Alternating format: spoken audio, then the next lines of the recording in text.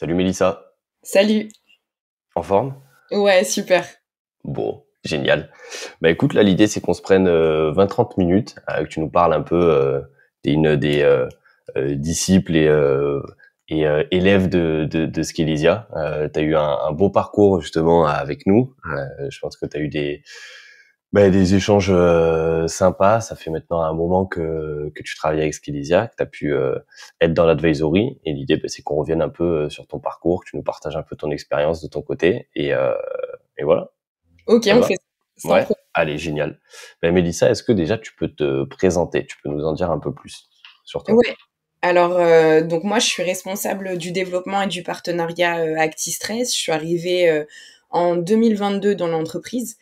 C'est un organisme de formation et nous, on travaille sur la préparation au stress en fait des dirigeants, des codires COMEX et également donc des managers. Et il y avait tout à construire. Donc quand je suis arrivée, il y avait tout un développement en fait commercial et marketing à mettre en place et j'étais Ok, toute seule en fait pour le faire. Et donc en fait au niveau des fondateurs, on a eu vraiment on s'est dit un petit peu dans quelle direction on voulait aller vu qu'il y avait tout à créer, donc c'était vrai que c'était vraiment challengeant et aussi un peu de pression, donc je savais pas trop dans quelle direction aller très clairement en fait, tu vois, au niveau de l'entreprise. Et c'est vrai que je suivais un petit peu tous vos contenus sur LinkedIn, et c'est ce qui m'a donné envie de vous contacter en fait par la suite. et tu parlais effectivement de la difficulté quand on est dans de la structuration d'entreprise. C'était quoi concrètement un peu les principaux défis que vous rencontriez avant de venir nous voir? Je pense qu'il a été le principal défi, c'est que quand on a commencé en fait à ActiStress, ils ont eu tout de suite des prospects, tout de suite des clients. Donc ça a envoyé un peu les mauvais signaux. Quand je dis ça, ça veut dire qu'il y a eu un succès assez fulgurant juste après Covid. Et donc il y a pas, on n'a pas connu la galère, faut dire ce qui est. Et ça, je pense pas que, je dis pas il faille absolument galérer pour comprendre ce que c'est l'entrepreneuriat, mais c'est juste qu'il n'y a pas eu de croissance exponentielle avec une stratégie bien claire, et des objectifs. Ils ont tout de suite répondu à un besoin qui les a pris un peu de court. Et donc, il fallait répondre aux besoins des clients. C'est ce qu'ils ont fait pendant 2 ans. Et après, le bouche à oreille s'est essoufflé. Et là, on était à court, en fait, de solutions. Moi, je suis arrivée pour apporter aussi ces solutions. C'est pour ça qu'il y avait une volonté aussi d'avoir un bizdev, quelqu'un qui s'occupe du marketing et de la stratégie. Mais moi, je me suis pas reconnue en fait dans tous ces indicateurs parce qu'ils avaient eu du succès. Donc j'étais là, mais il y a un truc qui va pas, mais en même temps, il y a ça qui fonctionne, fallait faire le tri. Et c'était difficile en fait d'avoir une prise de recul. Ok, Et ça, tu peux l'avoir aussi avec un regard extérieur. ok. Et là, combien de chiffre d'affaires vous faisiez quand vous êtes arrivé? Ah, quand on a commencé au tout début, hein, je parle, il Hmm. y avait 1 million de chiffre d'affaires en fait tout de suite, et après on est redescendu, donc il y a eu un peu une panique. On était plutôt vers du 700 000, 800 Ouais. 000. Donc il y a eu un peu une panique de ouais, qu'est-ce qui se passe, qu'est-ce qu'on n'a pas bien fait, etc. Après c'est redescendu aussi à 600 000 euros quand on est arrivé en fait à Scalesia, donc on a tout de suite voulu prendre le contre-cours de tout ça et surtout trouver où étaient les failles et améliorer en fait tout de suite. Et puis surtout, ce que je retiens moi, c'est qu'on n'était pas sur le même temps d'entreprise. Il y avait, on répondait à un besoin après Covid, et là c'était terminé en fait. Il y avait une autre évolution, il y avait une évolution des prospects, il fallait ouvrir un marché B2B. On n'était plus sur les mêmes prérequis. Ok. Donc vous avez Voilà. surfé un peu sur cette vague post-Covid. Il y a une grosse organicité qui s'est créée parce que il y a eu un fit absolu en fait de l'offre par rapport au marché Ouais, et par rapport au contexte. Sauf tout à que fait. quand tout ça s'est redescendu, il a fallu se reposer un peu plus sur des stratégies et sur des fondations un peu plus solides. Et c'est ça du coup qui vous a amené à Skelesia. Ouais, tout à fait. Je me suis Ok. dit que honnêtement, par rapport au contenu que vous faisiez, puis moi, ça m'a beaucoup aidé aussi les 6 premiers mois où je suis arrivée. Mhm. Je regardais vos contenus en fait gratuits, le blog, etc. Et moi, ça me donnait en fait, on a fait l'audit. Vous aviez donné à un moment donné aussi un audit gratuit, et je me suis dit ah ok, là il y a, tu vois, comme une roadmap. Et c'est ça qui me manquait. T'arrives dans un endroit, il y a tout à construire, c'est la feuille blanche, tu commences par quoi pour pas aussi emmener ton équipe dans une mauvaise direction, parce que ça, clairement, c'était ma peur, moi, d'emmener les gens dans une mauvaise direction. Après, l'échec fait partie de l'entrepreneuriat, il y a aucun souci, mais des fois, Mhm. l'incompétence, ça coûte cher à l'entreprise, très clairement. C'est, je pense, ce qui coûte le plus cher de manière générale aux boîtes. Hein. T'as toujours ces goulots d'étranglement et derrière, bah, l'idée c'est de pouvoir les régler. Toi, comment finalement on t'a aidé, selon toi, à surmonter ces challenges, ces défis, et en fait en quoi on a transformé aujourd'hui un peu ActiStress? Je pense que vous amenez de la sécurité et surtout un recul. Vous n'arrêtez pas de le dire dans vos contenus. Des fois, on est trop la tête dans le guidon, et tout le monde, tu vois. Et nous aussi, on le dit à nos clients, mais sauf que nous, on le dit sur un volet qui est sur la préparation au stress et sur la fatigue nerveuse. Et là, en fait, on a dû aussi appliquer les mêmes méthodes pour nous, mais pour notre stratégie, nos objectifs. Et parce qu'en fait, tout le monde dans une construction d'entreprise, hein, c'est pas que ActiStress, c'est tout le monde. On est amené à avoir 4 jobs. Donc, ok, c'est cool, mais en fait, quand t'es partout, t'es nulle part. Et c'est vraiment ça que je retiens. C'est-à-dire que l'accompagnement avec Scalesia, moi, il m'a permis de, ok, on se pose, on arrête en fait ce côté à 360 à l'heure, et on essaye de regarder petit à petit en fait ce qui a amélioré. Il y a des choses qui sont très bien. Faire le tri aussi, ça c'est quelque chose que vous nous avez aidé aussi à faire. Et surtout, il y a eu un accompagnement qui a été vraiment au niveau de nos besoins, de notre évolution. Et ouais, elle est très à l'écoute. J'ai rien à dire là-dessus, dans le sens où je pouvais appeler en tout cas la personne qui nous accompagnait constamment, donc qui est Julie, hein. Donc même Jenny, hein, enfin franchement, qui ont toujours été là pour nous, pour répondre à nos questions. Et c'est vrai qu'après, ça fait un peu la boîte de Pandore, c'est ce que je dis aussi. T'arrives pour une problématique ou voir un besoin, et en fait, il y en a plein d'autres qui s'ouvrent. Mais après, c'est le jeu. Hum. Et c'est intéressant aussi. C'est intéressant. Mais c'est vrai que ces 6 mois, ils sont très courts. Et en même temps, ça peut être long. Mais ça passe très vite. Ça passe très vite. L'importance de la roadmap, de bien calibrer, etc. Et après, il y a des choses qui évoluent. Il faut laisser aussi un peu la spontanéité, parce qu'on peut pas tout laisser comme ça marquer. Mais en tout cas, c'était intéressant. Tu disais on est arrivé pour un besoin et derrière il y a eu d'autres problématiques. Est-ce que l'accompagnement vous a permis finalement d'identifier aussi des angles morts que vous aviez pas forcément identifiés avant de bosser avec nous? Ah, tout à fait. Bah, Julie, en fait, elle a commencé, parce que moi, je venais vraiment pour le développement commercial, marketing, Hum. etc. Et elle m'a dit, OK, ça, c'est très bien, la stratégie, tu as des choses dans la tête, etc. C'est bien. Mais on va voir du côté de la gestion. Parce qu'il y a des choses aussi, il faut des bonnes pratiques. Ça sert à rien, en fait, Ouais. de commencer par un développement commercial, marketing, etc. s'il n'y a pas, en fait, en interne, des bonnes pratiques qui sont mises, que ça soit avec vos clients, que ça soit vous au niveau trésor. Et donc il a fallu, puis elle nous a donné des bons conseils. C'est important d'avoir un DAF, par exemple. Moi, je sais que j'en avais dans toutes mes structures, et c'est ce qui faisait que dans mes anciennes structures, c'est ce Mhm. qui faisait qu'il y avait en fait une gestion très solide. Ça te donne des appuis, ça te donne une sécurité, et donc là, tu es tranquille pour faire ton développement commercial et marketing. Mais tu vois, j'y aurais pas pensé, en fait. Même en équipe, on n'avait pas cette vision-là tout de suite, même si on savait qu'il fallait mettre des choses en place. J'ai une très bonne comptable en interne, mais on était tellement sur plusieurs volets qu'on pensait pas, en fait, avoir un DAF externalisé, par exemple. Ok, Donc vraiment, ça nous a amené des bons appuis pour être tranquille pour réfléchir à la suite. ok. Et dans l'opérationnel de l'accompagnement ou dans l'accompagnement de manière générale, toi qu'est-ce que t'as préféré? L'écoute surtout, c'est puis vraiment d'être attentif en fait aux solutions, de pouvoir construire des choses ensemble. J'avais l'impression vraiment d'avoir on va dire le meilleur du cerveau collectif. Il y avait la prise en compte de ce qu'on vivait, en même temps de nous ouvrir sur le champ des possibles, parce que le changement, même si les gens disent qu'ils apprécient ça, moi je suis persuadée que non. Même quand on a Ouais. conscience, en fait, tout le monde reste pétri d'habitude, ça sécurise, on a l'impression que ça sécurise, et en fait l'inconnu, ça révèle des peurs, des angoisses, surtout dans un business. Tu te dis: «Est-ce que je prends la bonne direction?» et cetera, et finalement c'est très psychologique, beaucoup plus qu'autre chose. Et ça, Ok. c'était vraiment pris en compte. Donc de dire, voilà, vous avez fait comme ça, c'est très bien, de valoriser aussi ce qui avait été fait. mais il y a des choses en fait à améliorer et là, il en va de la survie de l'entreprise, donc c'est important en fait d'écouter aussi ce qu'on a à dire et ça, j'ai trouvé qu'il y avait un bon juste milieu.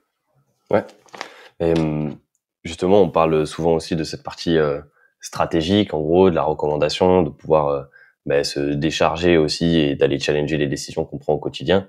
On met aussi pas mal en avant une partie opérationnelle dans l'accompagnement, c'est-à-dire avoir une stratégie, c'est super, avoir un plan d'action, c'est super, mais derrière, comment on vient l'opérationnaliser? Est-ce que toi, tu as retrouvé aussi ce côté opérationnel où on vient mettre un peu les mains dans le cambouis avec toi et une fois qu'on va faire, on fait de l'acquisition et qu'on a posé la strat, globalement tout le monde sait qu'il faut poster sur LinkedIn, tout le monde sait qu'il faut lancer des campagnes d'acquisition. On est tous très forts pour lire des contenus, beaucoup moins pour pouvoir les appliquer. Est-ce que toi, t'as senti ce côté opérationnel dans l'accompagnement? Ouais, je l'ai senti parce que je sais qu'il y avait des leviers que j'avais aussi. J'étais en train de redécouvrir une cible. Moi, j'ai été assez accompagnée sur la prospection. C'est-à-dire, voilà, tu as connu des choses, mais là, en fait, tu es en train de te réadapter à un nouveau business model. Il faut que tu comprennes aussi ta cible. Et là, je suis devenue encore plus obsessionnelle par rapport, en fait, au client pour bien comprendre son problème douloureux, de savoir que il y a des leviers aussi très psychologiques, pareil, hein, pour les cibles, pour les leviers d'action. Euh, donc c'est vrai que surtout pour le produit en fait qu'on vend en termes de formation. Donc il a fallu aussi que moi j'ai des appuis de sécurité et surtout je maîtrise mon environnement et ça c'est ce que j'avais pas avant. Donc l'accompagnement moi m'a permis d'être beaucoup plus opérationnel par rapport à ça, de tout de suite en fait mettre des choses en place et des choses qui étaient faciles à actionner en fait au quotidien. Ok. Tu me parlais de 600 000 euros quand vous avez rejoint l'accompagnement Scalisia. Vous allez terminer à combien sur 2024? Ben écoute, j'espère à 750 000, on espère en tout cas. J'espère, ouais. On Ok, est en train de construire tout ça. On a eu un très ok, bon point là parce qu'on a appliqué pas mal de choses. Que ça soit, on a eu un salon en fait, ça a été trop bien parce que j'ai pu appliquer tout ce qu'on a mis en place, toute l'équipe d'ailleurs. On a pu, tu vois, prendre tout de suite des rendez-vous sur place alors qu'avant on n'osait pas trop le faire. On a été accompagné sur ça, comment bien réussir son événement aussi, comment bien mettre en fait un R1, un R2, un R3, donc tous les rendez-vous. Et ça, on a eu un beau mois de juin, un beau mois de juillet aussi en B2C, parce que moi je m'occupe que du B2B. Et ouais. il y a des choses en fait qui se sont mises en place, une meilleure gestion. Donc Mhm. on se sent fort en fait pour affronter aussi la rentrée. Donc ouais, il y a des belles choses qui sont arrivées juste après. Donc j'espère voilà qu'on atteindra nos objectifs. Ouais, et je pense que a priori c'est que le début, hein, parce que ce qu'on met en place pendant 6 mois, nous on a souvent tendance à justement expliquer que l'entrepreneuriat c'est pas baguette magique, Instagram et que des choses qu'on peut voir passer un peu à droite à gauche, c'est pas que des trucs de pirates et c'est vraiment une vraie structure, une vraie stratégie à mettre en place. Ça prend du temps, ça prend de l'investissement. On bâtit pas la croissance d'une boîte en 1 mois, en 2 mois et pas en 3 mois non, pas en 3 mois ni en 6 mois non plus. Donc après c'est toute une continuité aussi à avoir et tu l'as dit. À chaque fois que tu gères un goulot d'étranglement, en fait t'en as un nouveau. C'est aussi le charme de la croissance et le charme de l'entrepreneuriat. Donc non, je pense que le plus beau reste à venir quoi, pour vous. Et J'espère. là, aujourd'hui, si tu devais pitcher ou si tu devais vendre un peu l'accompagnement, tu vois, à quelqu'un qui se demande s'il doit rejoindre, s'il doit pas rejoindre, si tiens, peut-être qu'il pourrait faire seul, ou peut-être qu'il pourra le refaire plus tard, ou alors il va faire seul, mais il verra dans 6 mois s'il le fait avec nous. Qu'est-ce que tu dirais à un entrepreneur ou une entrepreneuse qui est dans tout ce cheminement de pensée et dans toutes ces questions? De dire que c'est très bien d'avoir la vision, parce que c'est ce qui fait en fait que tu es entrepreneur, tu as une vision, tu as une idée, tu as un projet, tu le développes, OK, c'est super. Mais il y a un truc qui va plus vite, pour moi, c'est l'analyse. C'est le fait aussi de se remettre en question et de prendre le temps. Et on ne prend pas le temps en fait dans la croissance. C'est ce qui fait qu'on prend des décisions hâtives, on se dépêche, on fait une espèce de course, une espèce de sprint, et en fait c'est une course de fond. Et ça, quand t'es pas bien entraîné et quand t'as pas en fait un regard externe, tu perds du temps. alors que tu crois en gagner, hein. Attention, tu crois que tu as raison alors que tu as tort et surtout, on le redisait là tout à l'heure, l'incompétence, ça coûte cher à l'entreprise et on peut pas être compétent, en fait, tout de suite, bah, voilà, on peut pas être compétent même quand tu as les diplômes, quand tu les as pas, enfin, voilà, même la curiosité, en fait, ça suffit pas. Il faut autre chose. Et c'est ce que vous apportez pour moi. Donc moi, j'ai gagné du temps, on est en train de gagner de l'argent aussi, par rapport à ça donc et on a encore plein de choses, à développer parce que, ces 6 mois, comme je le disais, c'est long et c'est court aussi en même temps. Puis après, il y a un moment donné où il faut aussi en fait, on n'est plus là dans la théorie, et l'opérationnalité avec vous. Il faut aussi qu'on arrive, à être une entité autonome et à appliquer en fait ce qu'on a appris pendant ces 6 mois, sinon ça sert à rien et donc moi, c'était vraiment très important pour nous de pouvoir mettre les choses en place, en fait, brique par brique et de prendre ce temps-là. Et tu donnerais quoi comme conseil à quelqu'un qui démarre un accompagnement aujourd'hui, tu vois? Comment est-ce qu'il peut tirer, meilleur parti et meilleur profit de cet accompagnement? De se laisser porter, c'est important. C'est-à-dire que il faut être au bon endroit pour entendre aussi les conseils et c'est vrai que ce que je vois beaucoup moi, j'ai pas ce regard-là et j'ai plutôt une distance, mais dans les fondateurs et dans les, entrepreneurs, je vois beaucoup que leur entreprise, c'est un peu leur bébé. Bon, très bien. Moi, j'ai un autre regard là-dessus. Ou alors si c'est leur bébé, OK, très bien, mais pour élever de toute façon un enfant, faut un village et bah, c'est pareil pour une entreprise, tu vois? Pour moi, il faut un regard externe très important et faut pas se sentir, je pense, attaqué ou quand il y a un conseil qui vient de l'extérieur. C'est ce que je dirais. Donc, il faut vraiment se laisser porter. Vous savez ce que vous faites. Vous avez accompagné plusieurs entreprises et moi, je me suis sentie en fait sécurisée aussi par le nombre de clients que vous aviez. Les conseils que j'ai vus, bah, en fait, que vous donnez sur les réseaux sociaux et j'avais juste envie, en fait, d'appliquer bah, tout ce que je lisais et d'aller au-delà de la lecture de contenu. OK. Ouais, donc c'est ce qui t'a convaincu, ouais, avant de nous rejoindre justement, tout ce que tu avais pu voir passer en termes de contenu, Ouais, je d'expertise me suis et dit: «C'est ce que je vis, en fait. C'est exactement ce que je vis, c'est exactement ce que j'ai pu voir, en fait, dans d'autres entreprises». Mais moi, comme j'arrivais toujours au bout de 7 ans et je faisais exprès, je voulais pas connaître la croissance, le début de la croissance parce que c'est le chaos et je suis pas fan. Là, j'ai appris. Là, j'ai appris, donc c'était bien et je me suis dit: «Même dans le chaos, il y a des choses qui peuvent, en ressortir». Donc c'est sûr, si on attend quelque chose de très rodé dans un début d'entreprise, bah, non. Mais c'est justement parce que ça n'existe pas qu'il faut, créer des appuis et ça, il faut avoir des gens externes qui ont l'habitude de faire ça aussi. OK. Et il y a des choses qui t'ont surprise, dans l'accompagnement, tu vois, une fois que tu es arrivé, entre, ce que tu avais pu voir peut-être, ce qu'on avait pu te dire pendant le process de vente? Est-ce qu'il y a des choses qui t'ont surprise, que tu as retrouvées dans l'accompagnement? Il y a des bonnes choses qui m'ont surprise, c'est-à-dire ces leviers, tu sais, psychologiques qu'on a, en fait, quand on est tellement, dans la course et je me suis dit: «Est-ce qu'on aura le temps de faire tout ça? Est-ce qu'on va prendre le temps? Est-ce qu'on arrivera aussi, à écouter?» et cetera.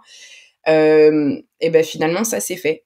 Ça s'est, en fait, imbriqué déjà dans notre emploi du temps et donc c'est possible, en fait, de le faire et donc on peut prendre le temps, de mettre ce type d'accompagnement en place et c'est nécessaire.